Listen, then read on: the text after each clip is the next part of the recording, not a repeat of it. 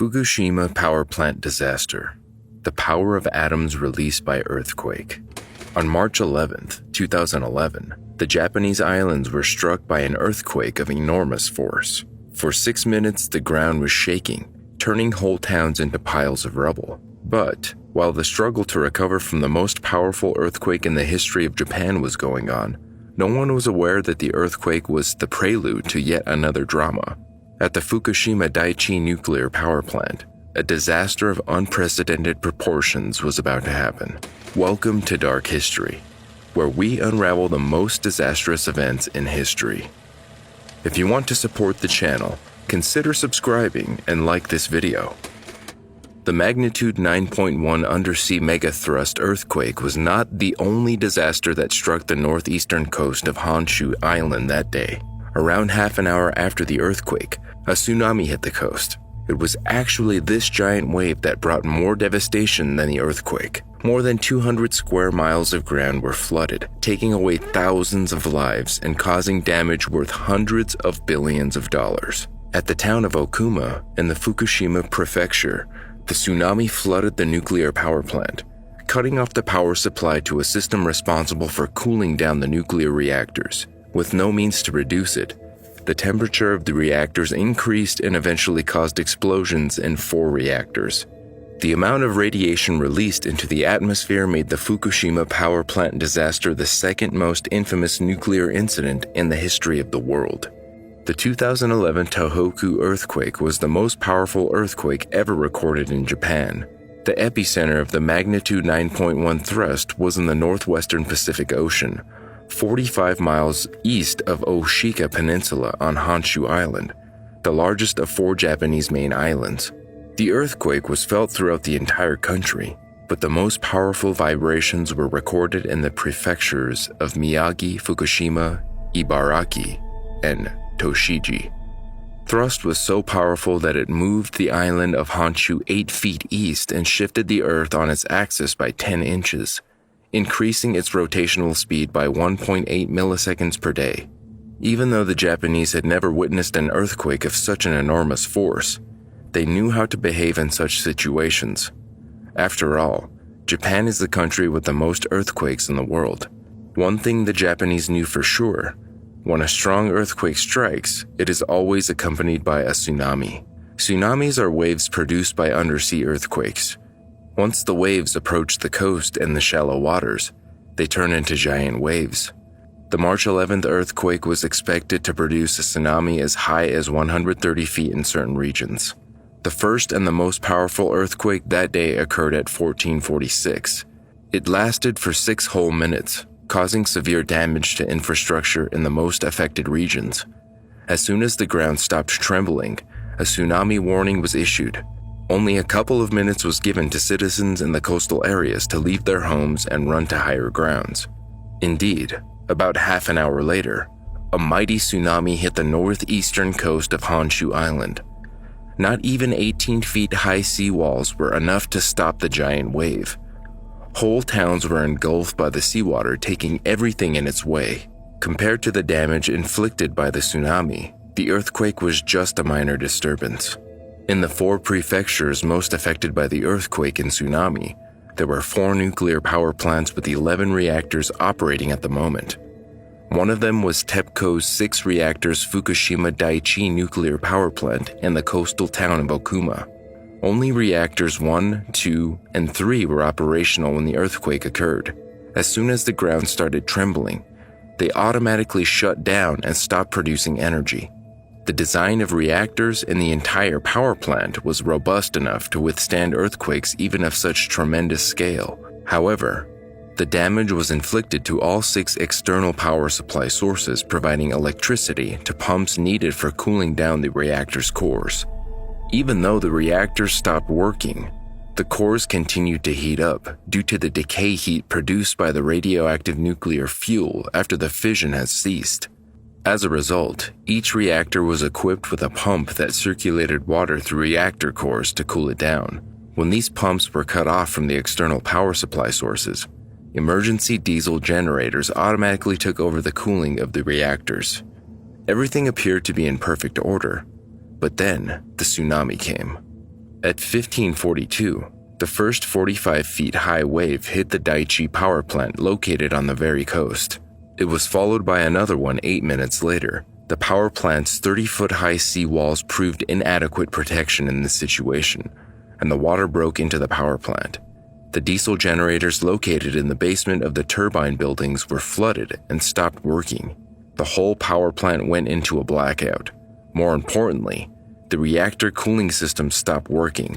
The situation caused serious concern in the plant, where an immediate evacuation of the staff was ordered. The plant management informed the Fukushima prefecture authorities about the problem, and at around 1903, a nuclear emergency was declared. At 2050, an evacuation order was issued for all people within a radius of 2 kilometers from the plant. Half an hour later, as the news of the situation in the plant reached the government in Tokyo, the radius was extended to 3 kilometers. With standard pumps unpowered and diesel generators flooded, the plant staff that remained on the site began injecting water into the system via an emergency core cooling system. But unfortunately, their effort to connect the plant to the external power system was fruitless. With the cooling system out of order, the temperature of the fuel rods inside the reactor pressure vessel began to rise, producing a lot of steam pressure. The pressure was reduced by venting it to the suppression pond wet well, specially designed for this purpose. This led, however, to the decrease of water level inside the vessel with fuel rods. 3 hours after the earthquake, the water level in Reactor 1 dropped below the top of the fuel rods. 1.5 hours later, the water level was already at the bottom of the fuel rods. As the temperature of fuel rods increased to 2800 degrees Celsius, they began to melt. With fuel rods exposed, their hot zirconium cladding came in contact with the steam, producing an enormous amount of hydrogen. The presence of hydrogen itself was not the problem. However, its mixture with oxygen, either pure or in the air, is highly explosive. As the plant staff attempted to relieve the pressure inside the reactor pressure vessel, the hydrogen was accidentally released into the service floor at the top of the reactor building. On March 12th, at 1536, the mixture of hydrogen and air ignited and caused a massive hydrogen explosion that blew off the roof of the reactor building. A similar scenario was going on in reactors 2 and 3 with a certain delay. However, the backup water injection system in these units was powered by batteries and was in operation longer. The system collapsed in Reactor 3 on March 12th, while in Reactor 2, it went down on March 14th. At 1100 hours on March 14th, a hydrogen explosion blew off the roof and the top part of the building of reactor number 3. Due to the joint piping system, some of the hydrogen leaked to reactor 4, causing the same type of explosion early in the morning of March 15th. Inside reactor 2, there was no explosion on the service floor. To prevent explosions like those in reactors 1 and 3, the staff opened the blowout panel on top of the building to vent out the hydrogen. Even though they prevented an explosion, their maneuver led to increased emission of radioactive gases outside the reactor building. The process of venting out the pressure was not the only source of radioactive pollution. It is estimated that most radioactivity was emitted from Reactor 2, where the meltdown of the nuclear fuel and an explosion in the primary containment dry well caused a rupture in the reactor walls, allowing the polluted water to leak out. Among fission products released into the air and sea were iodine-131, cesium-137, and cesium-134. Iodine-131 is a volatile radioisotope with a very short half-life of only 8 days. Cesium-137, however, has a half-life of more than 30 years, and exposure to large amounts of it can cause severe sickness and even death.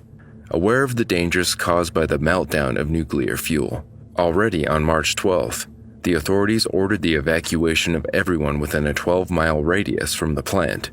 Radioactive releases spread quickly. Already on March 12th, the day when the first explosion occurred, increased radiation was detected at a station 120 miles away. 2 weeks later, radioactivity was detected in measuring stations across the northern hemisphere. The lucky circumstance was that the amount of radioactivity turned out to be below the level that could seriously threaten people's lives and health. The emission of radioactivity was 10 times smaller than at Chernobyl. the worst nuclear disaster in the history of the world. A more controversial issue was the release of contaminated water into the ocean to obtain more storage for highly contaminated water, and with the government's permission, plant staff released 10,400 cubic meters of contaminated water to the sea in early April. In addition, an unknown amount of the contaminated water from Reactor 2 had leaked through the ground. Unlike Chernobyl, the Fukushima nuclear incident resulted in no direct casualties. However, 154,000 people were evacuated from the area around the plant.